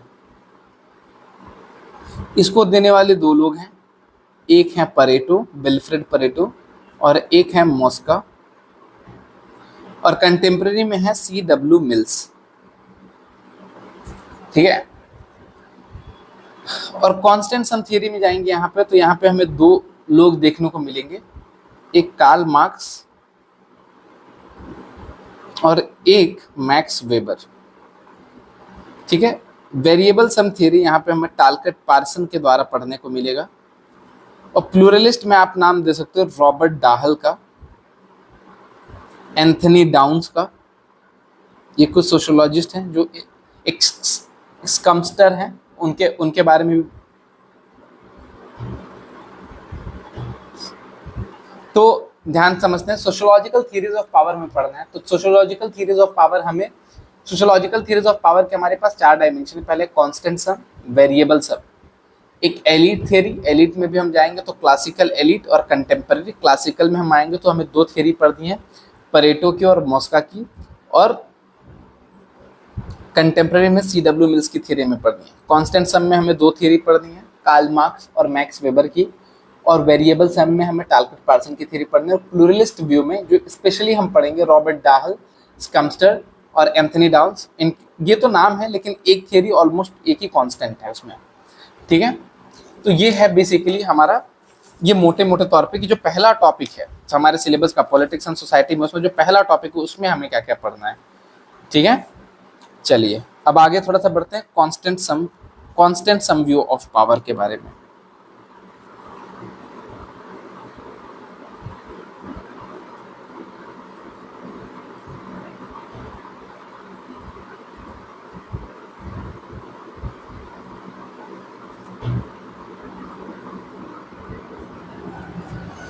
ठीक है, हम constant sum view of power के बारे में पढ़ते हैं। तो सबसे पहले हम constant sum view of power के बारे में पढ़ेंगे। इसका मतलब क्या है कांस्टेंट? इस पहली बात है, इस थ्योरी को मानने वाले 2 लोग हैं, एक कार्ल मार्क्स हैं और एक मैक्स वेबर है। तो पहले आप सिंपल टर्म्स में इसका कंटेक्स्ट समझो कि इसका कंटेक्स्ट क्या है। इनके हिसाब से, कार्ल मार्क्स या मैक्स वेबर के हिसाब से, कि एक सोसाइटी में जो पावर है वो लिमिटेड है, ठीक है, एक लिमिटेड अमाउंट ऑफ पावर है, ठीक है। और पावर जो है वो इंक्रीज और डिक्रीज नहीं होती है, पावर कांस्टेंट है सोसाइटी में। और या तो किसी के पास पावर होगा और या तो किसी के पास पावर नहीं होगा। और people use their own benefit, यानी जिनके पास भी पावर होगा वो अपनी ही भलाई के लिए उस पावर को यूज करेंगे। ये एसेंस है, इसका कोर क्रक्स है, ठीक है। तो इसका कोर क्रक्स अगर आपको समझना है तो ये 2 प्रिंसिपल पे बात करता है। एक तो पहली बात ये बताता है कि भाई देखो, जो समाज में जितना पावर है ना वो बहुत लिमिटेड है, ठीक है। और दूसरा कि जिसके पास भी होगा वो अपने ही बेनिफिट के लिए, people use power for their own benefit, वो अपने ही बेनिफिट के लिए यूज करेंगे पावर को, ठीक। ये 2 क्रक्स हैं इसका constant sum view of power के, ठीक है। अब एसेंस समझ में आ गया। अब इसको जरा थोड़ा सा ध्यान से समझते हैं। कांस्टेंट सम ऑफ पावर का मतलब, अगर मैं बोल दूं कि अगर कोई भी चीज, जैसे कि हमने हमेशा से इंजीनियरिंग में पढ़ा है ना कि any quantity is conserved, conserved हमने पढ़ा है, कोई भी क्वांटिटी इज अ कंजर्व्ड। जैसे कि चार्ज के बारे में ही पढ़ते हैं, मैं एग्जांपल दे रहा हूँ, आपने 9th-10th में भी पढ़ा होगा और 10th में भी, कि जो चार्ज होता है वो कांस्टेंट होता है, कंजर्व होता है, या एनर्जी कंजर्व होती है। Energy can neither be created nor be destroyed but can be converted from one form to another form. ये जो कहने का तरीका है, this is energy is conserve, वही है कि पावर इज, यहाँ पे बताया जा रहा है कि पावर जो है वो ऑलवेज सोसाइटी में कंजर्व होता है, यानी लिमिटेड अमाउंट में। आप क्रिएट नहीं कर सकते हो, आप उसको डिस्ट्रॉय नहीं कर सकते हो, ठीक है। यानी कि अगर मैं सारे इंसान का पावर, मतलब अगर मैं बोल रहा हूँ कि टोटल समाज में पावर 10 है, ठीक है, तो जब कोई भी क्वांटिटी कंजर्व्ड होती है, तो अगर, जैसे कि आप ऐसे समझो, ये एक पर्सन है, ये न्यूट्रल पर्सन है, यानी कि ना तो ये किसी के ऊपर पावर का यूज कर सकता है, ना किसी को ये पावर का यूज करके दबा सकता है, और ना ही इसके ऊपर कोई पावर यूज कर रहा है। तो ये न्यूट्रल है, इसके पास कोई पावर, मतलब पावर के टर्म में कोई पावर नहीं है। अगर ये किसी के ऊपर पावर को यूज करके दबा रहा है तो बोलेंगे कि इसका ऑरा हो गया +10। अब क्योंकि इसने अपने अंडर में एक आदमी को ये सप्रेस कर रहा है तो इसका ऑरा हो गया -10। क्योंकि अगर ये आदमी सप्रेस नहीं हो रहा होता, ये आदमी सप्रेस नहीं हो रहा होता तो इसका जो वैल्यू होता वो न्यूट्रल होता। लेकिन क्योंकि इसको ऑलरेडी एक आदमी सप्रेस कर रहा, तो जो सप्रेस कर रहा वो पावरफुल हो गया, तो उसका ऑरा हो गया +10, और जो सप्रेस हो रहा उसका ऑरा हो गया नेगेटिव में -10, ठीक। और एक सोसाइटी है, ये क्लोज सोसाइटी है, और इसमें बोल देता हूं मैं कि टोटल पावर जो इस सोसाइटी में कोई पावर ही नहीं है, सोसाइटी में ओवरऑल पावर जो है वो 0 है। तो अगर मैं इन दोनों के पावर को ऐड कर दूंगा तो 10 + 10 और ये -10 that will be equals to 0। It is zero sum game. ठीक है, कहने का मतलब यही है कि एक समाज में, अगर मैं बोल रहा हूं इसका मतलब यही है कि जितने भी लोग हैं उन सबके पावर को अगर मैं जोड़ता चला जाऊं तो लास्ट में मुझे सम मिलेगा, 0 मिलेगा। ठीक है, क्योंकि एक के पास जितना पॉजिटिव में होगा दूसरे के पास में उतना ही निगेटिव में वो पावर होगा। ठीक है, जो पावर एक्सरसाइज करेगा उसके पास प्लस में पावर होगा, जो पावर जिसके ऊपर एक्सरसाइज हो रहा है उसका पावर माइनस में होगा। तो जब सारे पावर को मैं ऐड करने की कोशिश करूंगा तो ओवरऑल जो पावर हो जाएगा वो 0 हो जाएगा। इसका मतलब इससे एक चीज समझ में आ रहा है कि एक जो पावर एक्सरसाइज कर रहा है कहीं ना कहीं वो विनर हो जा रहा है, और जिसके ऊपर पावर एक्सरसाइज हो रहा है वो लूजर हो जा रहा है। यही तो बात बन रही है कुल मिलाकर के। इसीलिए कांस्टेंट सम थ्योरी भी मानता है कि या तो आप एब्सोल्यूट पावरफुल हो या एब्सोल्यूट पावरलेस हो। आप जिनके पास पावर है वो पावरफुल होंगे, जिनके पास पावर नहीं वो पावरलेस होंगे, यानी कि विनर और लूजर वाली बात आएगी इसमें। ठीक है, तो इसीलिए इसका नाम इसका जीरो सम गेम पड़ता है। ठीक है, कि this is zero sum game. चलिए अब आगे बढ़ते हैं थोड़ा। अब इसमें क्योंकि एसेंस आ गया तो अब इसमें कार्ल मार्क्स आएंगे सबसे पहले। कार्ल मार्क्स, अब कार्ल मार्क्स ने भी जीरो सम गेम को दिया, तो इसमें हमें 2 थियरी पढ़नी है, कार्ल मार्क्स की और एक मैक्स वेबर की। तो हम कार्ल मार्क्स की सबसे पहले थियरी पढ़ते हैं। इनका क्या है, कार्ल मार्क्स बोलते हैं कि भाई देखो जीरो सम है तो इसका मतलब टोटल पावर जो है सोसाइटी, पहले तो यही दोनों लाइन चिपका दीजिए कि टोटल पावर जो है सोसाइटी में लिमिटेड है, ना तो इंक्रीज होती है ना डिक्रीज होती है, और जिसके पास पावर होगा वो अपने फायदे के लिए यूज करेगा। अब ये बोलते हैं कि पावर होगा किसके पास, तो कार्ल मार्क्स कहते हैं, कार्ल मार्क्स का मतलब होता है इकोनॉमी। तो जो भी कंट्रोल करेगा इकोनॉमिक को, ठीक है, जो भी कंट्रोल करेगा इकोनॉमिक को या फोर्सेस ऑफ प्रोडक्शन को, उसके पास होगा पावर। हु कंट्रोल इकोनॉमी,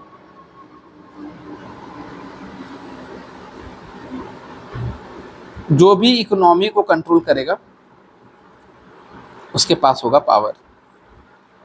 ठीक है, दूसरा जीरो सम गेम है पावर। अभी हमने समझा जीरो सम गेम क्या होता है कि भाई जो क्वांटिटी है वो लिमिटेड है, तो या तो एक एब्सोल्यूट पावरफुल होगा और एक एब्सोल्यूट पावरलेस होगा, एक विनर होगा एक लूजर होगा। तो यानी कि जीरो सम गेम मतलब विनर और लूजर मेंटालिटी। ठीक है, आइदर विनर होंगे या लूजर होंगे सोसाइटी में। ठीक, तीसरा, अब इनके हिसाब से बेसिस क्या है, ये पावर जो है अभी तो हमने देखा कि भाई जिसके हाथ में इकोनॉमी होगा वही पावरफुल होगा, लेकिन ये इकोनॉमी का बेसिस क्या है, जिसको बोलते हैं forces of production. Forces of production,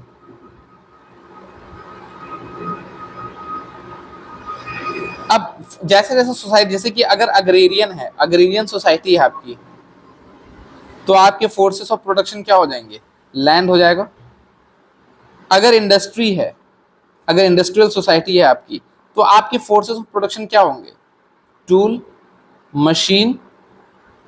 अगर मॉडर्न सोसाइटी है तो आईसीटी, एआई वगैरह, इंफॉर्मेशन कम्युनिकेशन एंड टेक्नोलॉजी। तो जिनका कंट्रोल अपनी सोसाइटी के हिसाब से, यानी कि अगर हमारी अग्रेरियन सोसाइटी है तो फोर्सेस ऑफ प्रोडक्शन में क्या होगा, लैंड। तो जिनका कंट्रोल लैंड के ऊपर होगा वो पावरफुल होंगे, और जिनके पास लैंड नहीं होगा, यानी कि जो मजदूर होंगे, जो पेजेंट होंगे, उनके ऊपर पावर एक्सरसाइज होगा तो उनका ऑरा या फिर जो पावर होगा वो निगेटिव में होगा, तो वो लूजर्स कहलाएंगे, और जो उनके ऊपर पावर एक्सरसाइज कर रहे हैं वो विनर्स कहलाएंगे। कार्ल मार्क्स का मानना है।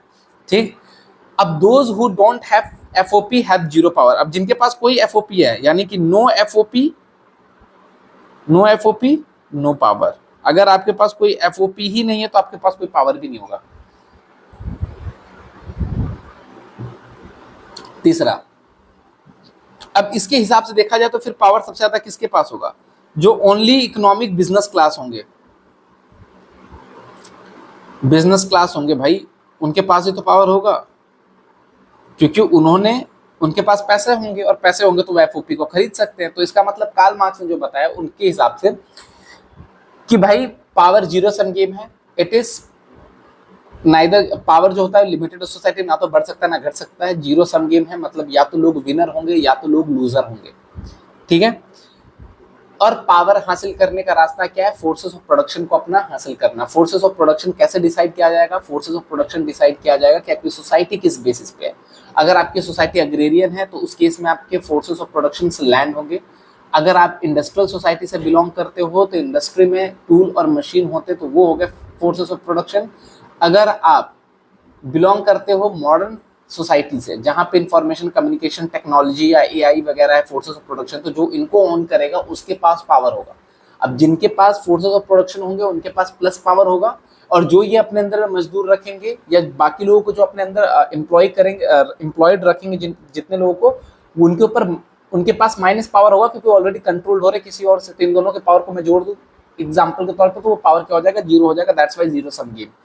ठीक, पावर लिमिटेड होती है इकोनॉमी में, ठीक है।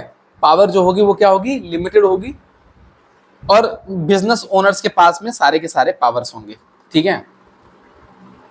अब इससे हमें क्या समझ में आया कि इस थियरी ने हमें हेल्प किया कि एटलीस्ट हमें ये चीज तो समझने में हेल्प होगी कि भाई हमारे सोसाइटी में इकोनॉमी पैसे वालों का ही वर्चस्व क्यों है। आज की सोसाइटी में हम देखते हैं भाई जिनके पास पैसा उनका बोलबाला होता ही है। तो जब भी आप देखोगे कि आप अपने प्रेजेंट सिनेरियो में पैसे वाले लोगों का बोलबाला देख पा रहे हो, इट मीन्स कहीं ना कहीं मार्क्स उस चीज को समझाने में सफल रहे, तभी उसका रेलेवेंस जो है आज तक हमें दिख रहा है। जैसे कि अभी एक क्वेश्चन पूछा था ना कि परेटो का रेलेवेंस क्या है आज के टाइम में, वैसे ही कार्ल मार्क्स के पावर एलिट थ्योरी के बारे में अगर रेलेवेंस पूछ दे तो हम क्या बताएंगे कि प्रेजेंट डे में भाई जो डोमिनेशन ऑफ इकोनॉमिक क्लास है वो कहीं ना कहीं हमें इनके थियरी से यानी कांस्टेंट सम ऑफ थियरी के बारे में ही पढ़ करके पता चलता है, ठीक है। ठीक है, लेकिन इसका क्रिटिक क्या हो जाएगा कि भाई जरूरी नहीं कि पावर सिर्फ बिजनेस के पर्पज से ही है, इनफॉर्मल पावर भी तो देखो। अब घर में यार, घर में भी हम देखते हैं पिताजी, जैसे हमारे पिताजी हो गए तो हम उनकी बात को मान लेते हैं, उनके पास पावर पैसा हो ना हो, लेकिन अगर उन्होंने कभी बोल दे तो भाई उनकी बात को हम काटते नहीं। तो पावर तो वहां पे भी वो प्रैक्टिस कर रहे हैं, बट वहां पे तो डोमिनेशन नहीं है पैसे का, ठीक है। और जैसे देख सकते हैं कि जैसे जो रिलीजियस सोसाइटी होते हैं, जो जैसे कोई साधु संत हो गए सोसाइटी में जो बहुत बड़े मठ के ओनर है, उनके पास उतना पैसा हो ना हो लेकिन उनकी बात को लोग हर कोई मानता है, तो उन चीज़ों को वो एक्सप्लेन नहीं कर पाते हैं। हाँ, economic domination in the society को एक्सप्लेन जरूर कर लेते हैं। अब इसी तरह दूसरे हमारे हैं कांस्टेंट सम थियरी के अंदर में ही मैक्स वेबर। अब मैक्स वेबर क्या एक्सप्लेन करते हैं? ये भी वही बोलते हैं, क्योंकि दोनों कांस्टेंट सम थियरी के अंदर में ही, तो सबसे पहले दो लाइन तो कॉमन होगा कि power is limited, zero sum game होगा, ठीक है, zero sum game, winner loser, और जिनके पास पावर होगा वो अपने बेनिफिट के लिए यूज करेंगे, ओन बेनिफिट इसमें आ जाएगा। अब इन्होंने बोला कि जो बेसिस ऑफ पावर है ना, वो जरूरी नहीं कि सिर्फ पैसा हो। इन्होंने ये बोला, मैक्स वेबर ने ये कहा कि जो बेसिस है ना इस पावर को लेने का, जरूरी नहीं कि पैसा है। जैसे कि मार्क्स ने बहुत क्लियरली बोल दिया भाई जो भी फोर्सेस ऑफ प्रोडक्शन कंट्रोल करेगा पावर उसके हाथ में रहेगा। इन्होंने बोला कि पावर लेने के तरीके हैं। पहला, स्टेट पोजीशंस के बेसिस पे हो सकता है कि तुम्हें पावर मिल जाए कि भाई आप सीएम हो, डीएम हो। आपके सीएम डीएम की सैलरी अगर देखी जाए तो उतनी नहीं होती जितना एक बिजनेसमैन कमाता है। तो स्टेट सीएम और डीएम के पास भी जो पावर है वो भी तो पावर एक्सरसाइज कर रहे हैं सोसाइटी में। उनके पास तो पैसा नहीं है उतना, लेकिन फिर भी वो पावर एक्सरसाइज कर रहे हैं। तो यानी कि बेसिस यहाँ पे जो है, जो उनके यहाँ पे कार्ल मार्क्स में था कि आप फैक्टर ऑफ प्रोडक्शन को कंट्रोल करोगे, वो बेसिस है आपके पास पावर होने का। यहाँ पे स्टेट पोजीशन आपने कोई एक्वायर किए तो भी आपके पास पावर हो जाएगा, जिसको लेजिटिमेट बोलते हैं। या तो आपके पास पैसा हो, मनी का भी एक फैक्टर है कि मनी होगा तो भी आपका ये हो जाएगा, और स्टेटस अगर आपका हाई है तो भी आपका हो जाएगा। अब इससे देखो, इन्होंने एक जो लिमिटेशन था कार्ल मार्क्स का कि वो सिर्फ इकोनॉमिक डोमिनेशन को समझा पा रहे थे सोसाइटी में, लेकिन वो पॉलिटिकल डोमिनेशंस को या एक रिलीजियस डोमिनेशन को नहीं समझा पा रहे थे सोसाइटी में, उसको कहीं ना कहीं मैक्स वेबर जो है वो एक्सप्लेन कर पाते। स्टेट पोजीशन मतलब अगर कोई डीएम है, कोई सीएम है, ठीक है, तो उन लोग का डोमिनेशन ज्यादा होगा सोसाइटी में, एक तरह से वो भी पावर एक्सरसाइज करते हैं। मनी वाले का तो हमने देख लिया। स्टेटस में अगर वही कोई रिलीजियस कल्ट है, कोई ऐसी पर्सनैलिटी है जैसे ओशो हो गया, उनकी बात, उनके पास भी पावर बहुत है पैसे के टर्म में, उनकी नॉलेज पावर उनके पास बहुत ज़्यादा है, उनके बात सुन करके बहुत लोग उनकी तरफ अट्रैक्ट हो जाते हैं। तो एक तरह से वो भी तो इनका जो बेसिस है वो थोड़ा सा ब्रॉड है, ठीक है। और इम्पॉर्टेंट बात ये है कि मैक्स वेबर ने ही, कमाल की बात, ये जो क्लासिफिकेशन है कोयर पावर का, कोएर्सन और अथॉरिटी जो हमने पढ़ा था ना, ये इन्होंने दिया था, डायमेंशन ऑफ पावर। ठीक है, तो इसी बेसिस को कई बार बोल देते हैं कि कैरिस्मा, ट्रेडिशन और लीगल रैशनैलिटी। ठीक है, तो ये तीन चीज वर्ड यूज कर लेते हैं अगर आपको स्टेट पोजीशन वगैरह कि this power, the basis of this power is arises from tradition, charisma and legal rationality. तो ये मेन क्रक्स था जो इसमें कार्ल मार्क्स की थ्योरी में, उनके थ्योरी में वो हो रहा है। ठीक है, अच्छा, अब कुछ कुछ पॉइंट्स हमें समझना है, ये मिसलेनियस पॉइंट है, इनको मैं बताऊंगा कि आगे कहाँ यूज करेंगे हम।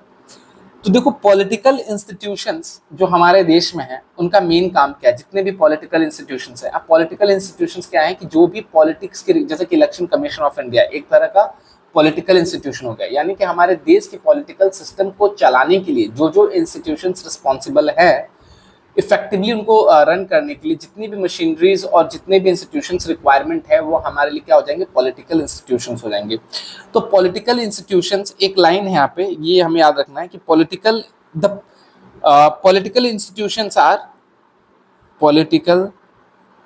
Institutions are primarily responsible for, primarily concerned with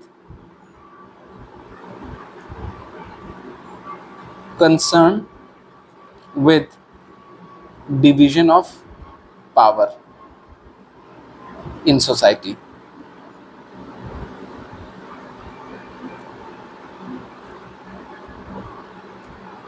अब अगर क्वेश्चन आता है कि पॉलिटिकल पार्टीज और डेमोक्रेसी का रिलेशन आ गया, तो डेमोक्रेसी में आपको पता है कि डिवीजन ऑफ पावर होता है। तो ये जो स्टेटमेंट है टीबी बॉटमोर का, ये आप यूज कर सकते हैं वहां पे, और उसके बाद इसी लाइन को एक्सप्लेन करते आप चले जाएंगे, वो जो हम अभी पढ़ेंगे आगे, तो उसमें आप इसको एक्सप्लेन कर सकते हैं, पढ़ेंगे तो देखेंगे कैसे क्या है।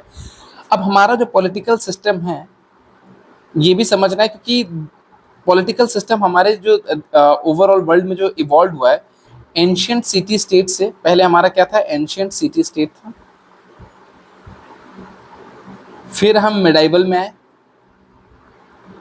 मिडाइवल में हमें क्या मिला, फ्यूडल स्टेट मिला,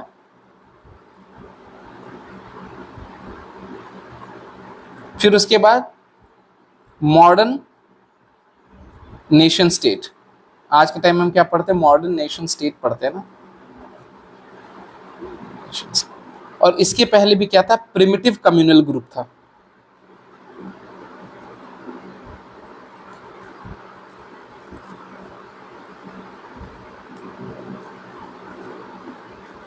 तो इसका मतलब हमारा जो पॉलिटिकल सिस्टम का इवोल्यूशन है, ये सब हम एग्जाम में यूज कर रहे हैं, आंसर्स में यूज करेंगे, हम कैसे यूज करेंगे वो हम आगे वाले क्लासेस में देखते जाएंगे। तो पॉलिटिकल सिस्टम का जो इवोल्यूशन हुआ है हमारे यहाँ पे, पहले प्रिमिटिव कम्युनल ग्रुप था, उसके बाद एंशिएंट सिटी स्टेट्स आया, फिर मेडिवल फ्यूडल स्टेट्स आया, और उसके बाद फिर जाकर के हमारा मॉडर्न नेशन स्टेट आया।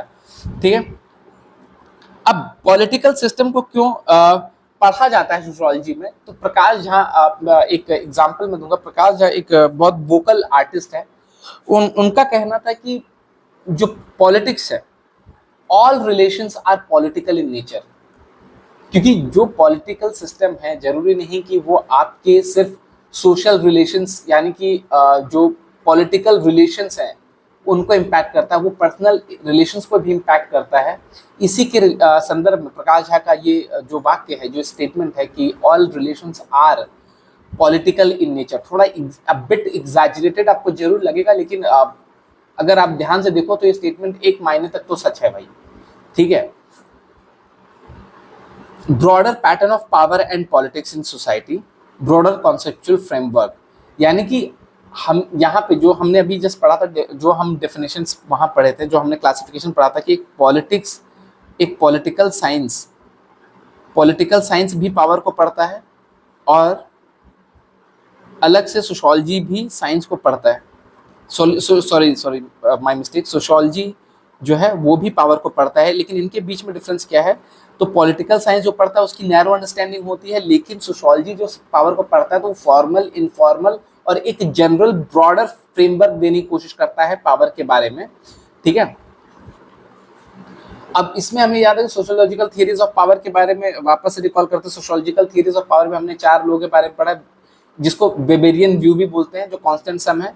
वेबेरियन, उसमें दो लोग पढ़े हमने, मैक्स वेबर और कार्ल मार्क्स। एक टालकट पार्सन का था वेरिएबल सम थ्योरी, इसी को हम फंक्शनलिस्ट व्यू भी बोलते हैं। फंक्शनलिस्ट व्यू क्यों बोलते हैं वो हमें आगे चल के पता चलेगा, ठीक है। कॉन्फ्लिक्ट व्यू, कांस्टेंट सम में ही जो दूसरा है कार्ल मार्क्स का, उसको कई बार कॉन्फ्लिक्ट व्यू भी बोलते हैं। और एक एलिट थियरी हमने पढ़ा, पावर एलिट, कंटेम्प्रेरी एलिट, और एक प्लूरलिस्ट व्यू है वो भी हमने पढ़ा, ठीक है। अब एक इसी तरह से जैसे हमने पावर को क्लासिफाई किया है, वैसे ही फ्रेंच और रेबन, दो सोशियोलॉजिस्ट हैं, इन्होंने बोला कि भाई पावर जो हो गए वो 5 तरह के हो सकते हैं। एक लेजिटिमेट पावर हो सकता है, एक रिवॉर्ड पावर हो सकता है, एक एक्सपर्ट पावर हो सकता है, एक रेफरेंट पावर हो सकता है, एक कोएर्सिव पावर हो सकता है। तो इतने तरह। अब लेजिटिमेट पावर वही कि जितने भी ऐसे जिनको आपने खुद पावर दिया खुद के ऊपर रूल करने का, जितने भी पॉलिटिकल और डेमोक्रेटिकली इलेक्टेड इंस्टीट्यूशंस हैं, वो हो गए लेजिटिमेट में। रिवॉर्ड मतलब वो हो गया कि जहां पे आपको बात मानने के लिए पैसे दिए जाएंगे, जैसे जब काम में जाते कि आप इतना टारगेट पूरा करोगे तो आपको इंसेंटिव मिलेगा, तो एक तरह का ये पावर एक्सरसाइज करने का जो तरीका है वो रिवॉर्ड में आता है। एक्सपर्ट मतलब हो गया कि अगर आप नॉलेज इंडस्ट्री है जहाँ पे जैसे साइंटिस्ट की जो जॉब होगी उसमें जिसके पास जितना नॉलेज होता है उसकी बात लोग इजीली मान जाते हैं, तो वो हो गया एक्सपर्ट तरीका, हो गया पावर को वो करने का। रेफरेंट हो गया, रेफरेंट पावर मतलब कि जिनकी परसीव्ड अट्रैक्टिवनेस, कि किसी को आपने देखा और आपको बहुत अट्रैक्टिव लग रहा है पर्सनैलिटी, तो स्पेल बाउंड होकर के लोग एकदम, उस केस में भी ऐसे भी लोग पावर वो प्रैक्टिस करते हैं, तो दैट वो रेफरेंट पावर में आ जाएगा। और कोएर्सिव में अभी हमने देखा, कोएर्सिव और अथॉरिटी वाला तो हमें पता ही था, ये अथॉरिटेटिव वाला और ये कोएर्सिव वाला, कि जहाँ पे जबरदस्ती आपको मसल पावर या मनी के द्वारा वो करवाया जाए, आपको मसल पावर के हेल्प से नेगेटिव सैंक्शंस लगा करके आपको जबरदस्ती काम करवाया जाए, ठीक है। तो ये फ्रेंच एंड रेवन का बेसिस ऑफ पावर हो गया कि इस तरह के बेसिस ऑफ पावर भी है।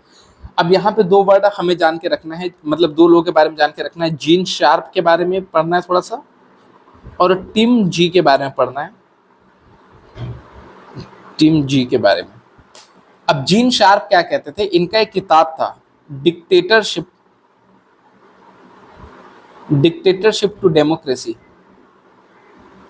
इसमें इन्होंने क्या बोला था कि power lies with the obedience of the subject, ठीक है, कि ये जो पावर है ना, ये रूल करने वाले के हाथ में नहीं है, ये उनके जो सब्जेक्ट हैं जो उसके पावर को मान ले रहे हैं उनके हाथ में। वो मान ले रहे हैं इसीलिए वो सामने वाला रूल कर पा रहा है। अगर वो नहीं माने तो वो सामने वाला अपना पावर एक्सरसाइज नहीं कर पाएगा। इसमें इन्होंने ये कॉन्सेप्ट को एक्सप्लेन किया था। और इसके बाद एक स्लोबोडन, इसका नाम है स्लोबोडन मिलोसेविक, ये यूगोस्लावियन प्रेसिडेंट था। इसको ओवरथ्रो करने के लिए इनका जो ये काम था काफी ज्यादा कारगर साबित हुआ था। डिक्टेटरशिप टू डेमोक्रेसी में इन्होंने यही समझाया था, और उसको पढ़ करके कहीं ना कहीं लोगों को समझ में आया, और उसके बाद स्लोबोडन मिलोसेविक जो उस टाइम पे यूगोस्लावियन प्रेसिडेंट थे उनको ओवरथ्रो कर दिया गया। ये जीन शार्प का काम है। अब इसमें ये चीज हमारी इंपॉर्टेंट हो जाएगी आगे चल करके, कि अगर यहाँ पे डेमोक्रेसी की बात आ जाए, ठीक है, तो वहां पे पावर के बारे में कि कोएर्सिव पावर और डेमोक्रेसी का जब लिंक आएगा तो वहां पे हम कहीं ना कहीं यूज कर सकते हैं। टिम जी के बारे में है कि काउंटर पावर, इन्होंने कॉन्सेप्ट दिया। इनका एक काम था जिसमें लिखा था इन्होंने काउंटर पावर, इसका वो किताब है मेकिंग चेंज हैपन।